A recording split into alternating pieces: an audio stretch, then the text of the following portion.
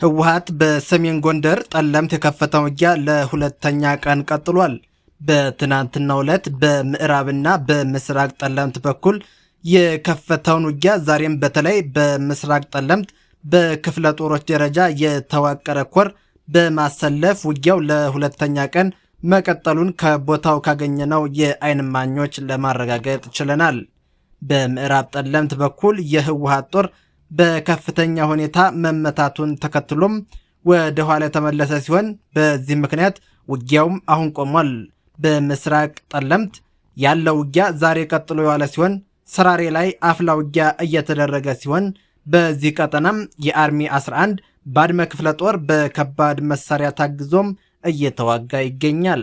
የህወሓት አርሚ 35 ተከዜን ተሻግሮም በውጊያ ቀጠና ገብቷል ነው የተባለው። በዚሁ አካባቢ በትናንትናው ዕለት ሁለት ጊዜ የድሮን ጥቃትም ተፈጽሟል። ታጣቂዎቹ ወጣቶችን አፍሰው መውሰድ መጀመራቸው ነው ከቦታው የተዘገበው። የኢትዮጵያ አየር መንገድ ወደ ትግራይ ከተሞች የሚያደርጋቸውን በረራዎች መሰረዙ ተሰማም። የኢትዮጵያ አየር መንገድ ከአዲስ አበባ ወደ ተለያዩ የትግራይ ከተሞች አየር ማረፊያዎች የሚያደርጋቸውን በረራዎች መሰረዛቸው ነው የተነገረው። ቢቢሲ ትግረኛ ሐሙስ ጥር 21 2018 ዓመተ ምህረት ወደ ትግራይ ክልል የሚደረጉ በረራዎች መቋረጣቸውን ከተጓዦችና ከክልሉ አንድ ኃላፊ ማረጋገጥ ተችሏል። ለዛሬው ተይዘው በነበሩም በረራዎች ወደ አዲስ አበባ ለመጓዝ ትኬት ቆርጠው የነበሩ መንገደኞች ሐሙስ ጥር 21 2018 ዓ.ም መሰረዛቸውን የሚያስታውቅ የአጭር የጽሑፍ መልእክት እንደደረሳቸው ተናግረዋል። በመልእክቱ ላይም ከዕቅድ ውጭ በሆነ ምክንያት በረራው መሰረዙንና መንገደኞች የኢትዮጵያ አየር መንገድን ወይም የጉዞ ወኪላቸውን እንዲያገኙ መክሯል። ነገር ግን የኢትዮጵያ አየር መንገድ የበረራዎቹን መቋረጥን በተመለከተም እስካሁን የሰጠው ይፋዊ ምክንያትም ሆነም መግለጫም የለም። ስለ በረራዎች መሰረዝ የተጠየቁት የክልሉ ትራንስፖርት ኃላፊ አቶ ታደለ መንግስቱም በረራዎች መቋረጣቸውን አረጋግጠው ነገር ግን ዝርዝር መረጃ እንደሌላቸው ገልጸዋል። ቢቢሲ ከአየር መንገዱ ይፋዊ ማብራሪያ ለማግኘት ያደረገው ሙከራም እስካሁን ምላሽ እንዳላገኘ አሳውቋል። አንድ ስማቸው እንዲጠቀስ ያልፈቀዱ የአየር መንገዱ ኃላፊም ወደ ትግራይ የሚደረጉ በረራዎች መቋረጣቸውን አረጋግጠዋል። እኚህ የአየር መንገዱ ባልደረባ እንደገለጹት በረራዎች ለዛሬ ሐሙስ ብቻ ነው የተሰረዙት ያለ ሲሆን ነገር ግን የቀጣይ ቀናት በረራዎች በሚኖረው ሁኔታ የሚወሰን ይሆናል በማለት ለውሳኔው ምክንያቱ ምን እንደሆነ ከመግለጽ ተቆጥበዋል። በዚህም ምክንያት ከአዲስ አበባም ወደ መቀሌና ወደ ሌሎች የትግራይ ክልል ከተሞች ሐሙስ ዕለት የሚደረጉ በረራዎች እንዲሁም ወደ አዲስ አበባ የሚደረጉ በረራዎች መሰረዛቸው ነው የተሰማው። መቀሌ የሚገኘው የቢቢሲ ትግርኛ ዘጋቢም ከአዲስ አበባ ወደ ትግራይ ክልል ከተሞች የሚደረጉ በረራዎች መሰረዛቸውን በከተማዋ ከሚገኘው የኢትዮጵያ አየር መንገድ የትኬት ቢሮ ማረጋገጥም ችሏል። በተጨማሪም መቀሌ የሚገኘው የኢትዮጵያ አየር መንገድ ሰራተኞች ዛሬ ወደ ቢሮ እንዳይገቡ እንደተነገራቸውም ለማረጋገጥ ተችሏል። የበረራዎችን ማቋረጥ በተመለከተም እስካሁን ከትግራይ ክልል ጊዜያዊ አስተዳደርና ከኢትዮጵያ መንግስት የተሰጠ አስተያየት የለም። የቢቢሲ ዘጋቢ መቀለ ወደሚገኘው አሉላ አባነጋ አየር ማረፊያ በማቅናት እንዳጣራው ከሆነም በስፍራው የተለመደው የተጓዦች እንቅስቃሴ እንደሌለና ከአየር ማረፊያው የጥበቃ አባላት ውጭም የሌሎች እንቅስቃሴ እንደሌለ ገልጿል። በወላይታ ስሙ ማዳ ወይም አዶናይ ብርሃነ ኃይለ መስቀል በወላይታ ሶዶ የክብር አምባሳደር ሆኖ ተሾመ። ወላይታ ሶዶ በቲክቶክ ማህበራዊ ገጽ በሚያቀርባቸው ሳቢ ይዘቶች የሚታወቀው ወጣቱ አዶናይ ብርሃነ ኃይለ መስቀል ለታላቁ የወላይታ ሶዶ ዓለም አቀፍ ስታዲየም ግንባታም የክብር አምባሳደር ሆኖ ተሸሟል። ወደ ወላይታ ሶዶ ባመራበት ወቅት ከመላው የከተማዋ ነዋሪዎችና ደጋፊዎቹ እጅግ አስገራሚ አቀባበል ተደርጎለታል። በማህበራዊ ሚዲያ ያለውን ሰፊ ተከታይ በመጠቀም ለስታዲየሙ ግንባታ የሚደረገውን የገቢ ማሰባሰብና የንቅናቄ ስራ ውጤታማ ያደርገዋል ተብሎም እንደሚታመን ተገልጿል። የወላይታ ህዝብ አንዴ ከወደዱት ወደዱት ነው እንደሚባለው አዶናይ በወጣቱ ዘንድ ያለውን ተቀባይነት ለፕሮጀክቱ ትልቅ ግብአትም ነው ተብሏል። አዶናይ ብርሃነም በቲክቶክ መድረክ የገነባውን ዝና ዛሬ ለወገኑና ለሀገሩ ታላቅ መሰረተ ልማት ግንባታ እንዲውል በማድረጉ ብዙዎችን አስመስግኗል። ተመካክሮ ማበድ የመጋቢ ሐዲስ እሸቱ አነጋጋሪ መልእክት። በሰይፉ ሾው ላይ እንግዳ የነበሩት መጋቢ ሐዲስ እሸቱም ሰሞኑን አሜሪካዊ ዩቱበር አይሹስፒድ በኢትዮጵያ ያደረገውን ጉብኝት ተከትሎ ታዋቂ ሰዎች ወደ ሃይማኖት ተቋማት ሲመጡ ስለሚደረግላቸው የተጋነነ አቀባበል ጠንካራ ትችት ሰንዝረዋል። መጋቢ ሐዲስ ዝነኞች አገሪቱን መጎብኘታቸው መልካም ቢሆንም የሃይማኖት ተቋማት ግን ማንነትን ማበጠርና መለየት እንዳለባቸው አሳስበዋል። ሰሞኑን መነጋገሪያ ስለሆነው አይሾስፒድ ሲጠየቁም ይህን ልጅ አይናማዎች ናቸው የሚያውቁት፣ ለጆሮ የሚገባ ነገር የለውም፣ ዝም ብሎ ነው የሚጮኸው በማለት ይዘቱን ጥልቀት የሌለው መሆን በሽሙጥ ገልጸዋል። አያይዘውም ዓለማችን ቁም ነገር ከሰራው ይልቅ ለመዝናኛ ቦታ የምትሰጥበት የኮስሞቲክስ ዓለም ሆናለች ሲሉም ወቅሰዋል። የመጨረሻውን ዘመናዊ ቦይንግ አውሮፕላን ካመረተው ሳይንቲስት ይልቅ እዛ አውሮፕላን ላይ ተሳፍሮ ደህና ዋላችሁ ያለ አርቲስት የበለጠ ይከበራል ያሉት መጋቢ ሐዲስ ትውልዱም ሆነ አስተሳሰቡ ፋስት ፉድ ወይም ፈጣን ምግብ እንደሆነም አብራርተዋል። አሁን ፋስት ፉድ ፈረንጆቹም ስራ ስለበዛባቸው ቀባ ቀባ አድርጎ መብላት ነው፣ የእኛም አስተሳሰብ እንደዛው ሆኗል ብለዋል። ጠንከር ያለ ሐሳብ መስማት አንፈልግም ያሉት መጋቢ ሐዲስ ለዚህም ነው ጠጠር ያለ ሐሳብ የሚያቀርቡ ደራሲያን ሳይቀር ለመኖር ሲሉ ወደ ኮሜዲ ያኮበኮቡት ብለዋል። በተለይም ከዚህ ቀድሞ ድምፃዊት ቢዮንሴ ወደ ኢትዮጵያ በመጣችበት ወቅት ጃንጥላ ተይዞላት የተደረገውን አቀባበል በማስታወስ የሃይማኖት ተቋማት ታሪካዊ ቦታዎችን ለጎብኝ ማሳየታቸው ተገቢ ቢሆንም ክብርን በሚያወርድ መልኩ መቀበል ግን ስህተት መሆኑን ጠቁመዋል። ቢዮንሴ በመጣች ጊዜ በ7 ስላሴ በ10 ቢዮንሴ ብሎ ተተረተ። ዝነኞች እንደ ሰው እንደ ቱሪስት ላሊበላና አክሱምን መጎብኘታቸው ተገቢ ነው። ነገር ግን በዛ ልክ ሃይማኖትን አዋርዶ ዝቅ አድርጎ ሸብረብ ማለቱ ብዙ አትራፊ አይመስለኝም ሲሉ መጋቢ ሐዲስ ተናግረዋል። መጋቢ ሐዲስ እሸቱ መልእክታቸውን ሲቋጩም እንዲህ አይነት ተግባር የሚፈጽሙ አካላት ጥቅምን አስበው ከሆነ ዓለም ገንዘብ ከተገኘ እግዚአብሔርም በ30 ብር ተሽጧል በማለት መጋቢ ሐዲስ እሸቱ ጠንካራ መልእክት አስተላልፈዋል። ኢራን ለትራምፕ ማስጠንቀቂያ ሰጠች። የአሜሪካው ፕሬዝዳንት ዶናልድ ትራምፕ በኢራን ላይ ዳግም ዛቻ መሰንዘሯን ተከትሎም የኢራን መንግስት ፈጣንና ጠንካራ የአጸፋ እርምጃ እንደሚወስድ በማሳሰብ አስገራሚ ማስጠንቀቂያ ሰጥቷል። ፕሬዝዳንት ትራምፕ የኢራንን የኒውክሌር መርሃ ግብርና በቀጠናው ያላትን ተጽዕኖ ለመግታት ከባድ እርምጃ ሊወስዱ እንደሚችሉ በድጋሚ ገልጸዋል። ይህም ዋይት ሃውስ በኢራን ላይ የነበረውን ከፍተኛ ጫና የማሳደር ፖሊሲ በይፋ መመለሱን ያሳያልም ተብሏል። የኢራን ከፍተኛ ባለስልጣናት አሜሪካ ለምትሰነዝረው ለማንኛውም ጥቃት ወይም ወታደራዊ ትንኮሳ በደቂቃዎች ውስጥ ምላሽ ለመስጠት ዝግጁ መሆናቸውንም አስታውቀዋል። ለማንኛውም አይነት ስህተት ዋጋም እናስከፍላለን ሲሉ መሪዎቹም ዝተዋል። ይህ የቃላት ጦርነት በመካከለኛው ምስራቅ በተለይም በሆርሙዝ የባህር ወሽመጥና በሌሎች ወሳኝ የንግድ መስመሮች ላይ የጸጥታ ስጋትም ደቅኗል።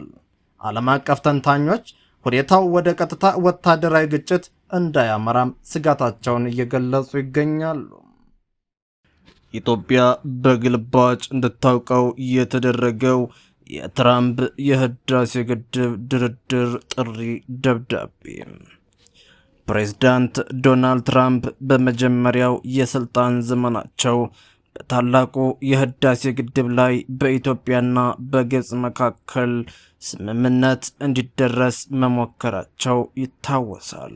ወደ ስልጣን ዳግም ከተመለሱ በኋላም በተለያዩ ጊዜያት ስለ ግድቡ ከኢትዮጵያ ፍላጎት ተቃራኒ የሆኑ ግብፅን የሚደግፉ ንግግሮች ሲያደርጉም ተሰምተዋል።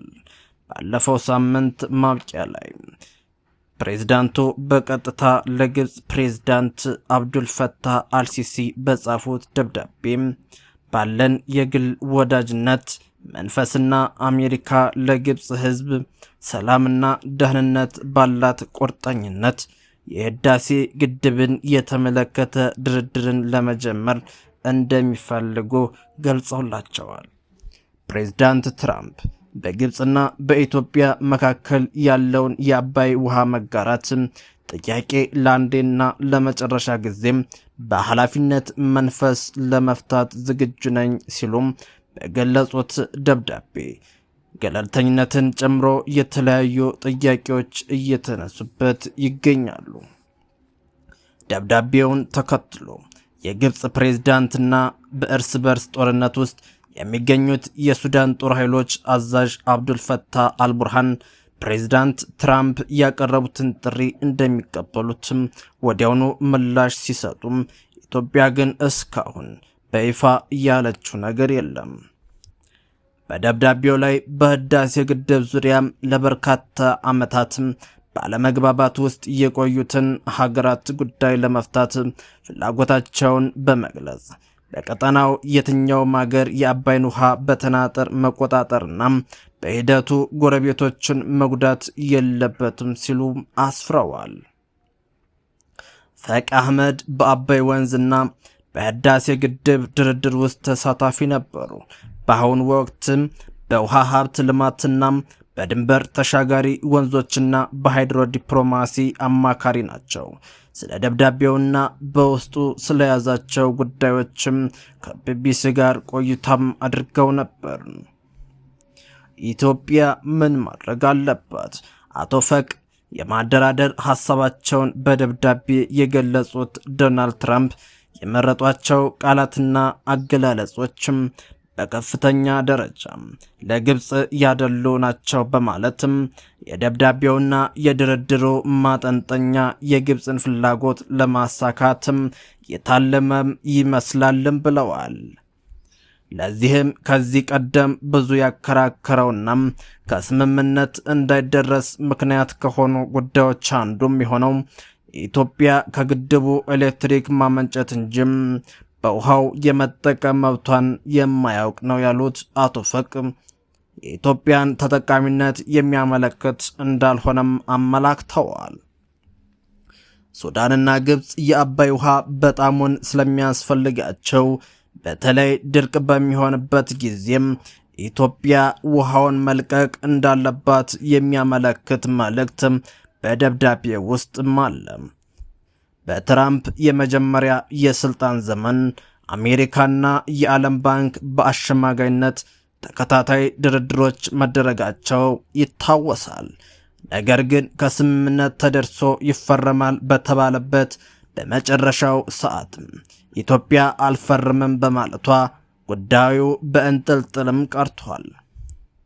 ኢትዮጵያ ከ6 ዓመት በፊት የቀረበውን ስምምነት ሳትቀበለው የቀረችው ወደፊት በአባይ ውሃ የመጠቀም መብቷን ስለሚነፍግ ነው ሲሉም አቶ ፈቅም ያስታውሳሉ። አሁንም ድርድር ከተገባም ግብፅና ሱዳን በተደጋጋሚ ሲጠይቁት የነበረው አስገዳጅ ስምምነት እንዲፈረም አሁንም መጠየቃቸው እንደማይቀር ያምናሉ። ዶናልድ ትራምፕም ቢሆኑ ያ የስምምነት ሰነድ አሁንም ቀርቦ እንዲፈረም መጠየቃቸው አይቀርም ሲሉ ይገልጻሉ። ከ2019 እስከ 2020 ድረስም ግብፅ፣ ኢትዮጵያና ሱዳን፣ አሜሪካና የዓለም ባንክ መጀመሪያ በታዛቢነት በኋላ ደግሞ በአደራዳሪነት ገብተው ያረቀቁት የስምምነት ሰነድ አሁንም ሊቀርብ ይችላል ይላሉ።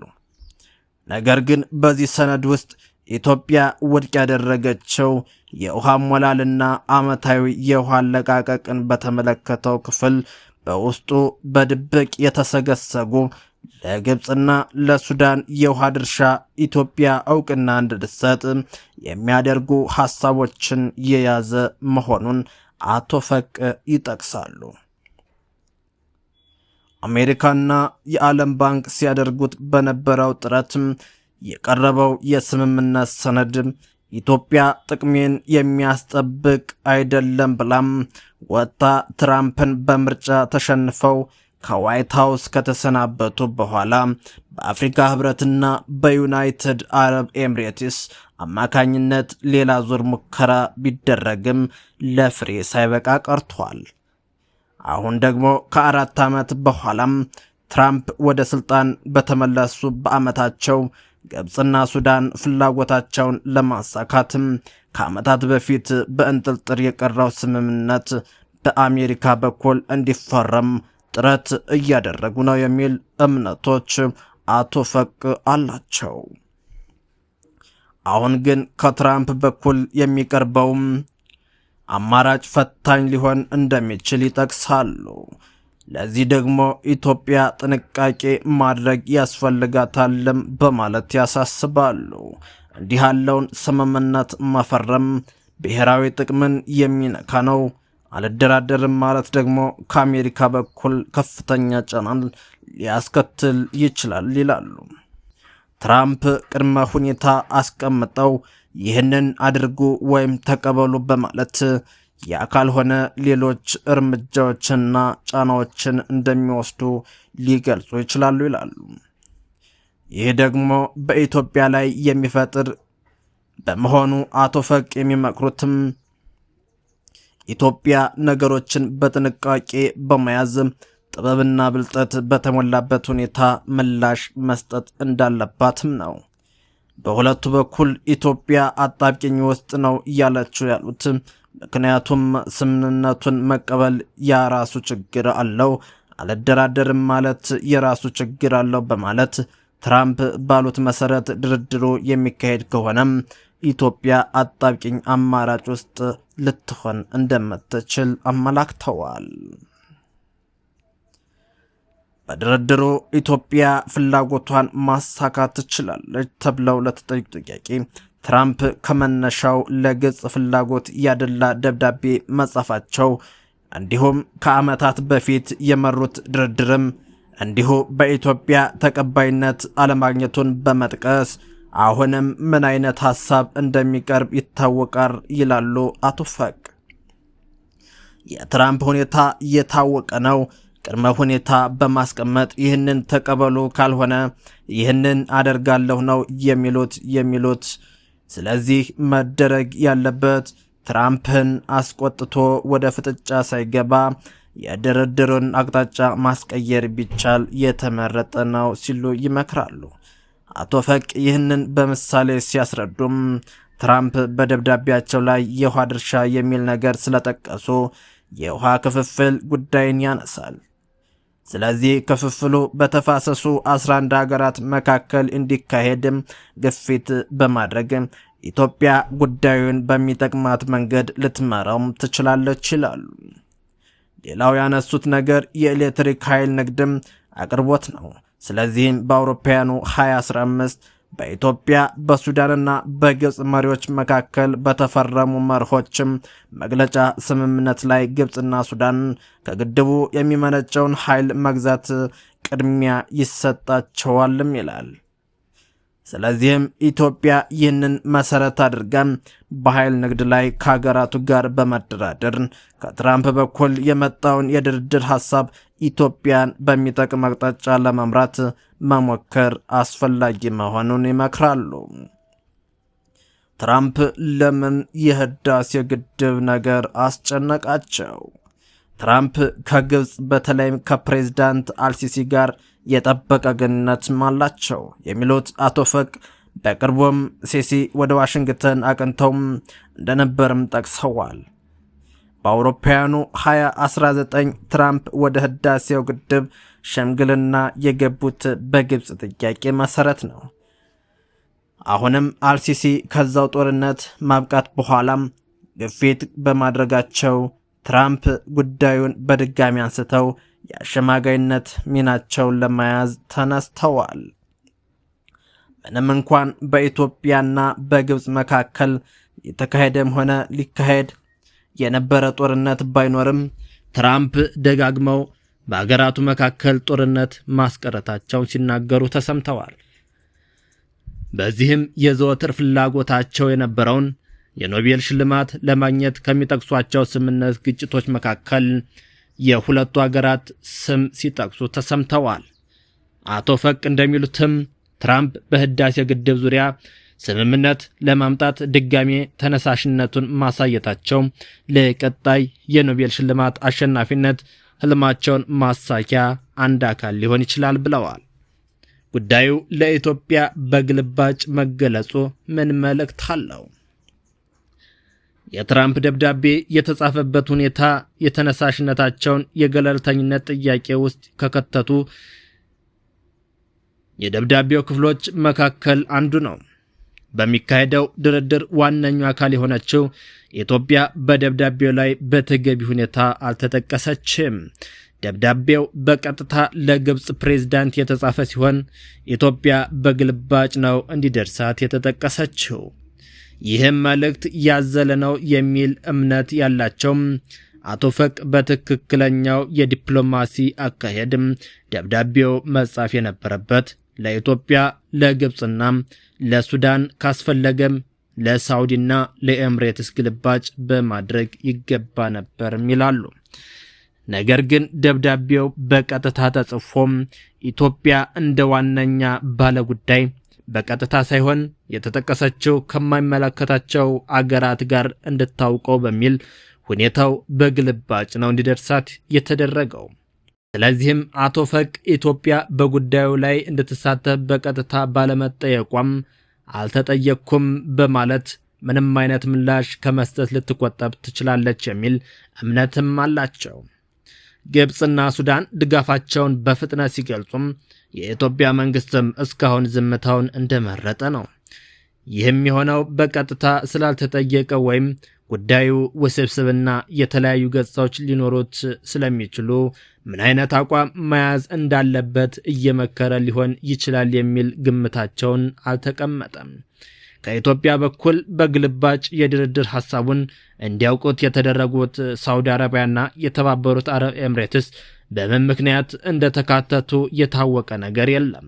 አቶ ፈቅ በበኩላቸው ስለ ውይይቱ ማወቅም ሆነም ተሳታፊ የሆኑ ሀገራትን መምረጥ ያለባቸው ተደራዳሪዎቹ አገራት እንጂ ትራምፕ መሆን አልነበራቸውም ይላሉ።